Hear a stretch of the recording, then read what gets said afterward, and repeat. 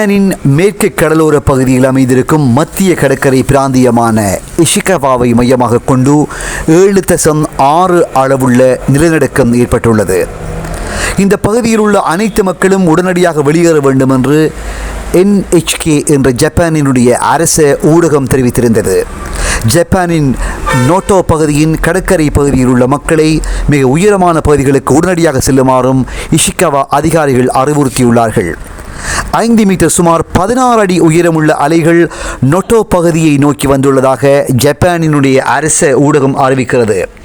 நோட்டோ பகுதிக்கு அருகில் உள்ள நிகாட்டா மற்றும் டொயாமா உள்ளூர் நிர்வாகமும் சுனாமி எச்சரிக்கையை மக்களுக்கு விடுத்துள்ளது. இந்த பகுதிகளில் 3 மீட்டர் உயரமுள்ள அலைகள் வரக்கூடும் என எச்சரிக்கை விடுக்கப்பட்டுள்ளது.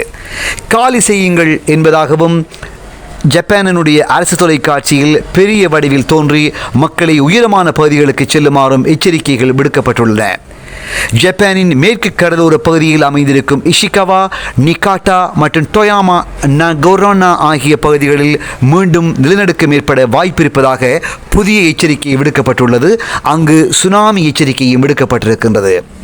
அரசினுடைய செய்தி தொடர்பாளர்கள் உள்ளூர் மக்களுக்கு எச்சரிக்கை ஒன்றை விடுத்துள்ளார்கள். அதில் மேலும் நிலநடுக்கம் பெறக்கூடிய வாய்ப்புகள் இருப்பதாகவும் மக்கள் அதற்கு ஏற்றால் போல் முன்னெச்சரிக்கையுடன் இருக்குமாறும் கேட்டுக்கொண்டுள்ளார்கள்.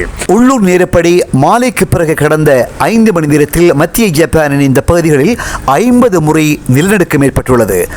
அதில் அதிகபட்சமாக 7.6 என்ற அளவு ரிக்டர் ஸ்கேலில் பதிவாகி இருக்கிறது. இது ஸ்லோன் 24 மறவாமல் யூடியூப் காணொலி ஊடாக சப்ஸ்கிரைப் செய்யுங்கள். மற்ற நண்பர்களுக்கும் பகிருங்கள்.